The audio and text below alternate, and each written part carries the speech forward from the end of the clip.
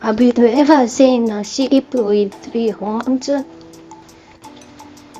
We visited the Arizona Reservation in order to meet Churro sheep.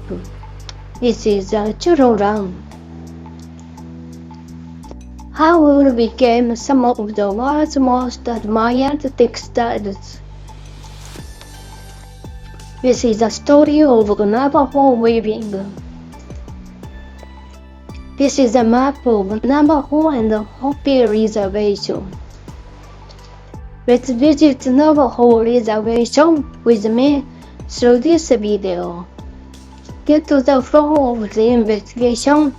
The video of the Churro sheep farm will be shown at the end of this video. So please watch until the very end. It's not often you get a chance to see sheep like these. We are delighted that you are able to watch it. Hello, I am Masako Hamada. The title of this video is From Churro sheep to Navajo rugs. In this video, I will take you from museum collections to the Navajo Reservation itself in search of the answer.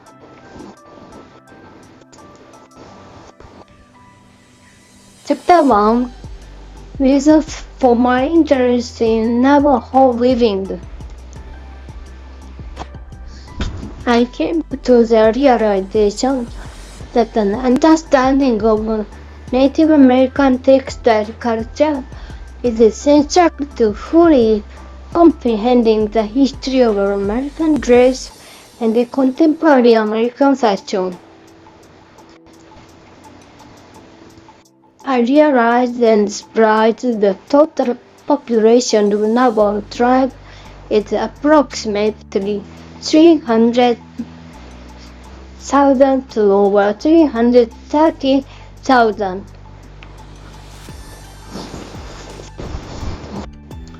The cultural spheres they established are categorized into 10 cultural areas. These are the Southeast, Northeast, Great Plains, Southwest Great Basin, Plateau, California, Northwest Coast, Arctic, and Subarctic. Therefore, from among these 10 cultural areas, we will focus on the textile culture of the Navajo tribe in the Southwest cultural area and their particularly representative example.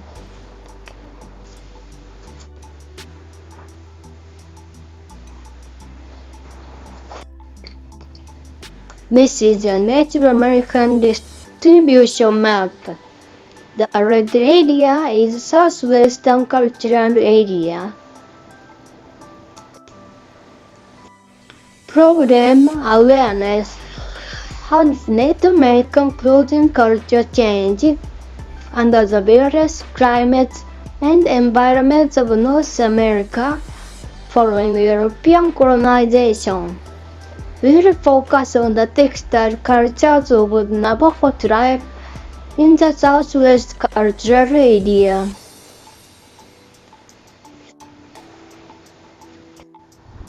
Chapter 2. Methodology and Bibliography. Japanese bibliography are follows. Existing literature are follows.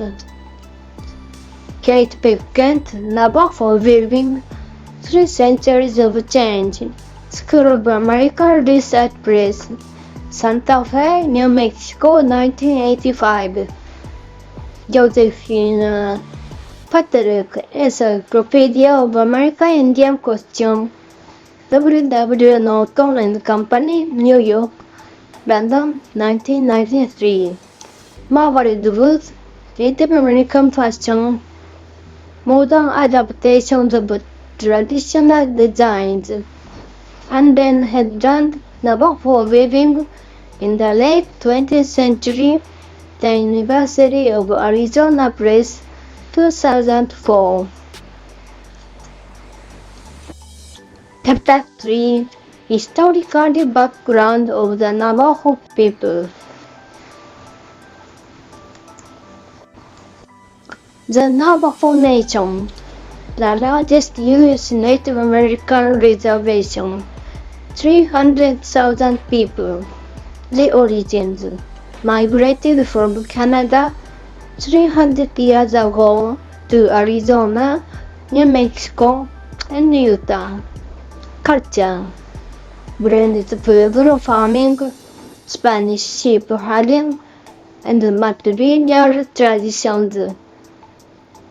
Resilience survived Civil War defeat and captivity from 1864 to 1868. Later, thriving through famous Navajo weaving identity, a rich, unique culture shaped by deep roots and diverse influences. Why are Navajo weavers women? Traditionally, Navajo weavers are women, while Pueblo ceremonial weavers are men. While locals acknowledge these customs without knowing their exact origins, experts attribute the difference to historical lifestyle and societal structures. The Navajo were a matrilineal hunting society where men were highly mobile, leaving women to handle sedentary domestic tasks like weaving. Conversely, the Pueblo were an agricultural communal society where men presided over community rituals and thus wove the necessary ceremonial textiles.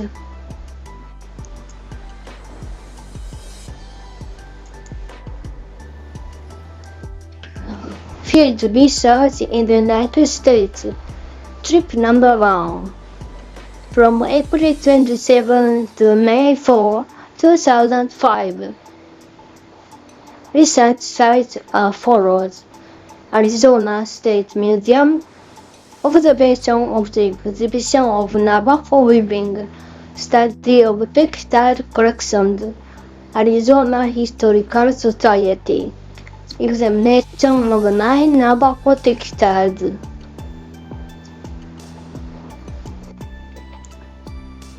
As I said before, Navajo weaver Beverly Allen's daughter, Rachel Allen, picked me up at my hotel in Albuquerque in a rental car and arranged for us.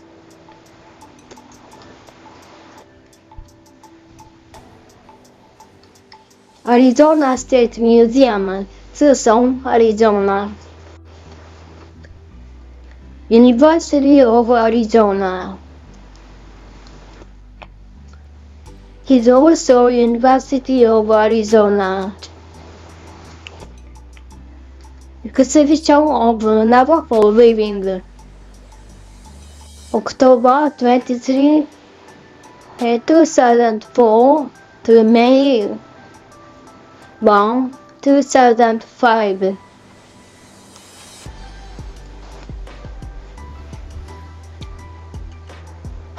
Chapter 4 Exhibition of Navajo Weaving and the Evolution of Navajo Weaving. Hanlen Headland divides the history of Navajo textiles from the 19th century to the present into the following 5 periods.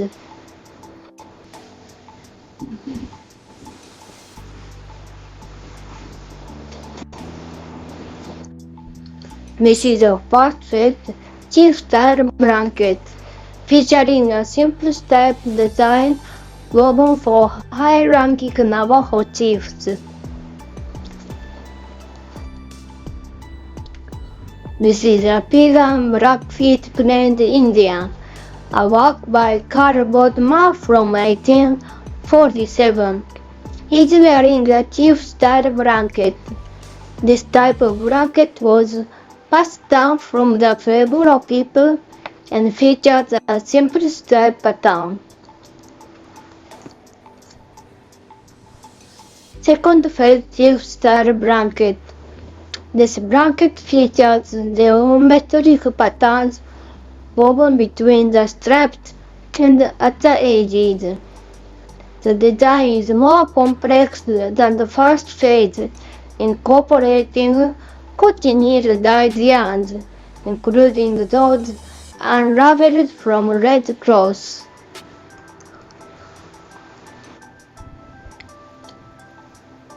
Transitional period rug. This 1880s Navajo rug house at the Arizona Historical Society is entirely hand-woven from wool and cotton. Dyed with aniline and likely indigo, it represents an old transitional period blanket. It features diamond motifs added to classic horizontal stripes, which are aligned to form a central diamond shape when the blanket edges are worn together. Women's style blanket housed at the Arizona State Museum. This 1885-1900 women's style blanket is similar to the men's style but woven in a smaller size. Sue woman wearing a woman's style blanket. This rare photograph shows a Sioux woman holding a child wearing a woman's style blanket, which is slightly smaller in size. You can really sense the wisdom of a Navajo mother's way of life.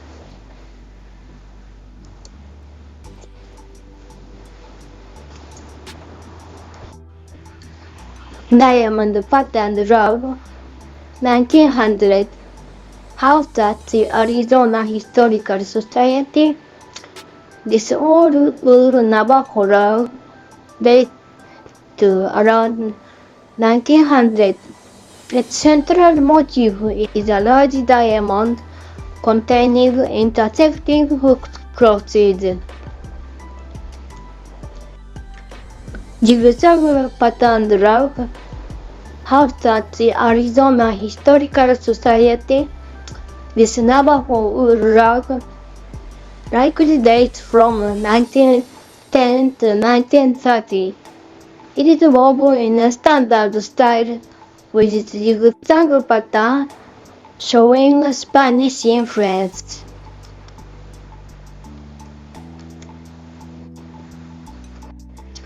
Churro style blanket housed at the Arizona Historical Society.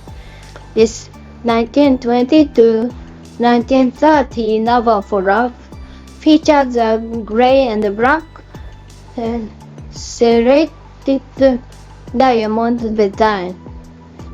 The Churro style originated from Mexican blanket and brought along the Rio Grande between 1800 and 1850.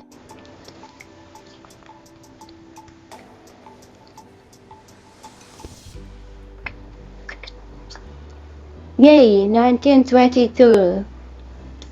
Since the 20th century, many Navajo rugs have featured woven figures known as yay. In the Navajo language, this term translates to holy people or sacred beings. Two gray hues woven by Barbara Taylor owners.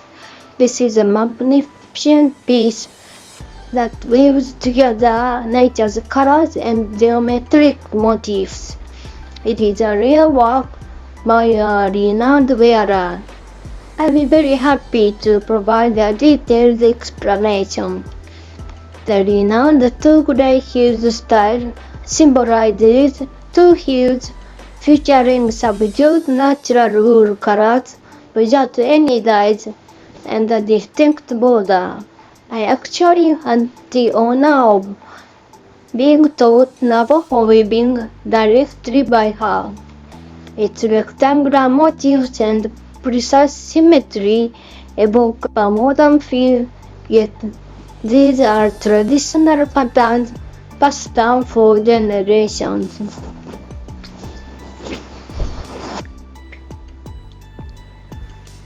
Ganado style. The Ganado style is characterized by red fields with dark borders, featuring a symbolic shape in the center surrounded by various geometric patterns on all four sides. It's part of the collection of Masako Hamada.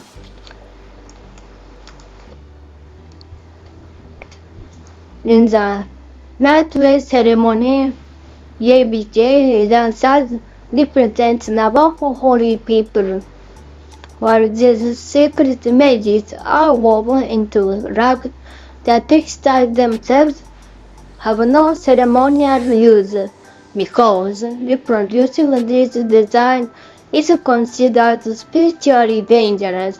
Weavers undergo protective rituals. 80-in-1 sampler woven by Sarah Paul Brigade. He's a very famous weaver. Please try searching for her online. Her work, which reaches all the way to the ceiling, features a multi-pattern design, where one rug is layered over another. A total of 18 rugs woven together. When I saw this piece, I couldn't help but be amazed. This has taken a while, but I'd like to explain it in detail. Created in 1993, this award-winning 80-in-1 sampler was woven by Sarah Paul Brigade from India. She dedicated it to her father, a medicine man and dancer. In the design, the third-year dancer from the back represents him, looking affectionately toward her. This piece beautifully showcases the multi-layered design technique she established. Chapter 5. Participating in a Navajo Weaving workshop. Dr. Anden Hedland is a distinguished cultural anthropologist who holds key roles at the University of Arizona, the Arizona State Museum, and the Gloria Ross Center. She is a member of Costume Society of America. I am also a member of this society. She warmly welcomed me at the airport and provided invaluable guidance on Navajo textile culture during my stay in Tucson. Thanks to her generous arrangement, I was able to participate in a Navajo weaving workshop. Next, I'll share my report focusing on the looms and weaving techniques.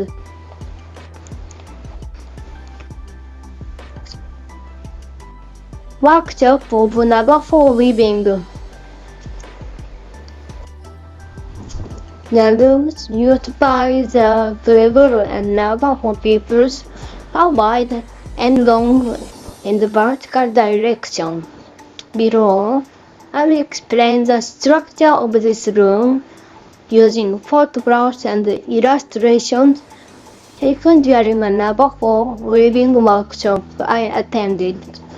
The basic work consists of a single continuous thread that is wound in a specific direction around two rods.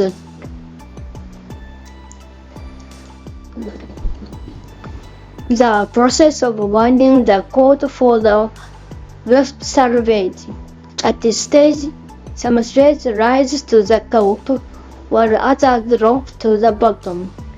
From now on, I will refer to the top thread as the odd row and the bottom thread as the even row. After warping the warp threads, 2 threads are wound around each of the upper and lower sections of the warp in a spiral pattern. The spiral sections serve to maintain even spacing between the warp threads while also reinforcing the selvages of the fabric.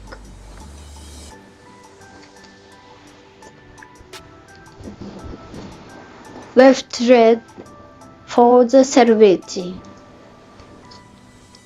The process of securing the rigid sections to the cross beams. The same task. Secure the 2 crossbars to the loom frame. Use a rope to suspend the warp frame from the outer frame.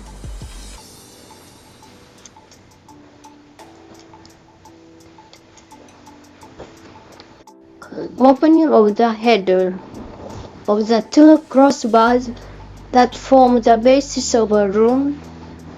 The upper one is called the yarn beam, and the lower one is called the cross beam. 2 rods are inserted so that the odd-numbered rows of threads and the even-numbered rows of threads are raised separately, and a separate cord is looped around the even-numbered rows of this section forms the head. And when the weaver pulls this rod, the even-numbered rows of threads are raised, creating an opening through which the left thread is passed.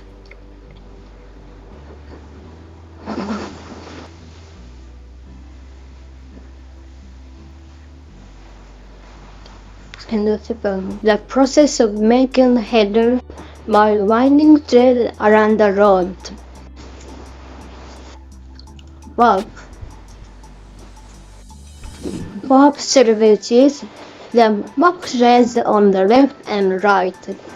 Finally, secure 2 threads of sufficient length to both ends of the lower part of the warp and hang the excess length on the yarn beam.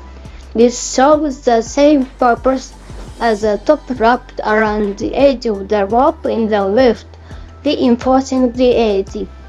That covers the process of Navajo weaving. Did you find it helpful? Would you like to try your hand at Navajo weaving? If so, please feel free to share your thoughts in the comment section. Chapter 6. Exhibition of Navajo Textiles at Yatsugatake.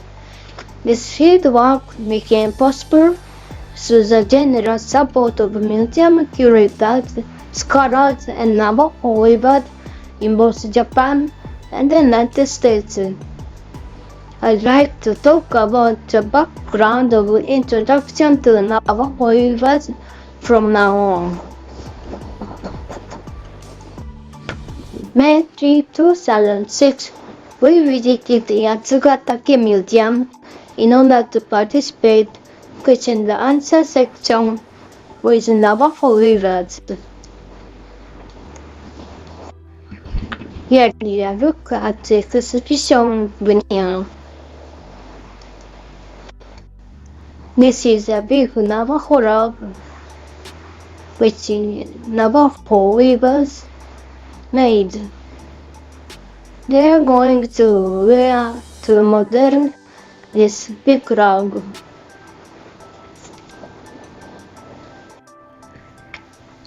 This is a scene where the model is wearing the Navajo rug. At the Yatsugatake Art Museum, I was introduced to Beverly Allen of the Navajo Nation by a Japanese female expert on Navajo weaving and plans for fieldwork on the Navajo Reservation were finalized. At the exhibition, they were wearing beautiful handsome-made dresses, but when we met again at the settlement, they were wearing a t-shirt and jeans. When we arrived at New Mexico, Beverly Allen's daughter, Rachel Allen, picked us up at our hotel in Albuquerque in a rental car and arranged for us to stay at a dormitory at Tennessee University in Taylor. The two of them then served as my guides on a business trip, taking me on a tour of Tennessee University on the Navajo Reservation, meeting the homes of the weavers and touring the Churro sheep ranch. They have granted permission for the publication of their portraits.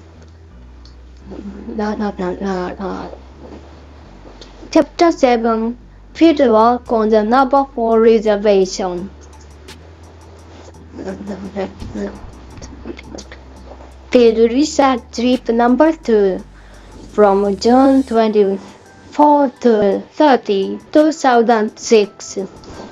June 25, visited to Rachel Allen, daughter of Navajo textile expert Beverly Allen. Visit to Arnold Clifford, shipwreck botanist and mineralogist. June 26, visit to Guinea College, Taylor, Arizona.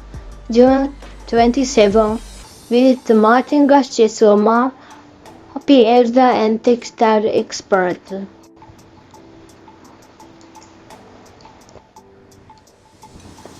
The Navajo Reservation in Taylor, Arizona. Hogan at the Taylor campus of Navajo University. At the dormitory at the University of Navajo. Hogan at the Taylor campus of Navajo University. Inside Hogan. Chapter 7, Tour of the Churro sheep farm. Churro, Arizona. Hey, don't have a horse.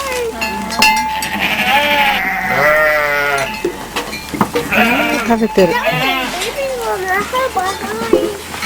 すごいね。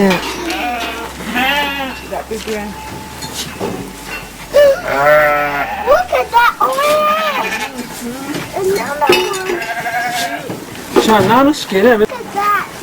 ايه ده اذا بتدا كينو طبعا بتدا لو يكون شغال لا شغال يا ده هنزل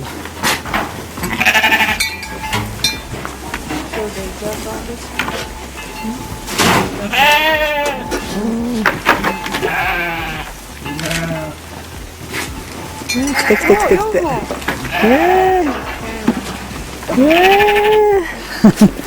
Foghorn.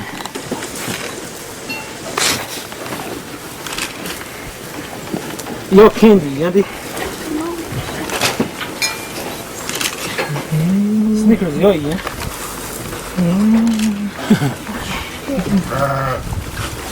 Otis.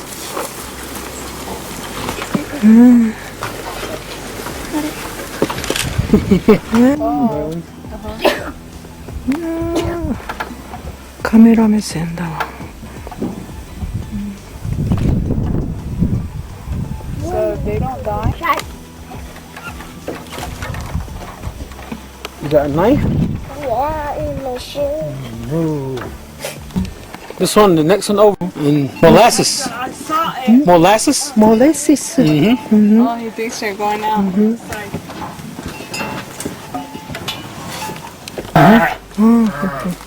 Bug. Bug.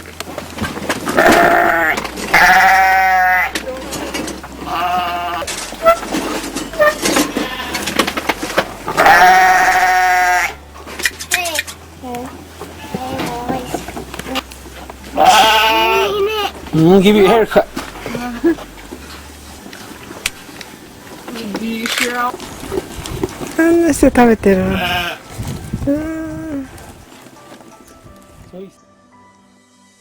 At Arnold Clifford Churro breeding facility shipwreck.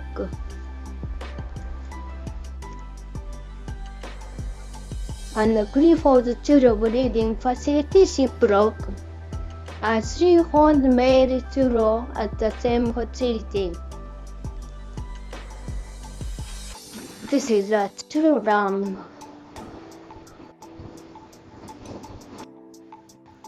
Chapter 9 Summary. Navajo weaving gradually developed into a sophisticated art form. Let us examine the historical factors behind its evolution. Growing trade and demand from merchants helped Navajo weaving expand. New materials and techniques further improved its quality. Navajo textiles gained international recognition. While becoming admired works of art, they retained their practical value. My impressions.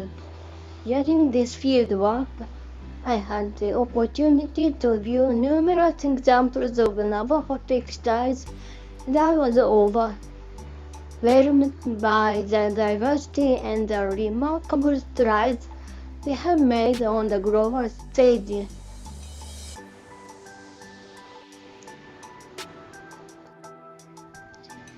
This fieldwork was made possible through the generous support of many people, including Professor Anlen Hedland, Navajo weavers, museum staff, and researchers in both Japan and the United States.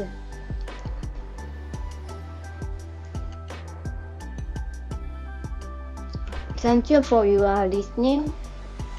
If you enjoyed this video, please give it a thumbs up and subscribe to the channel. Finally, I would like to express my sincere gratitude to all the stakeholders in Japan and abroad who supported this survey.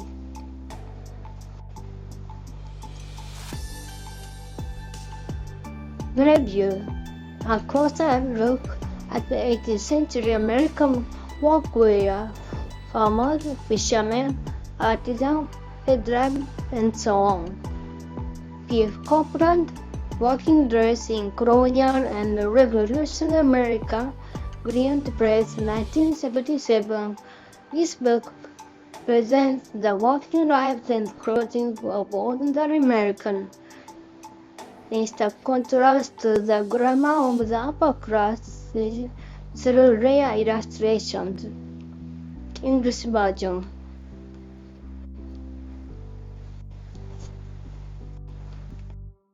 Generate by AI.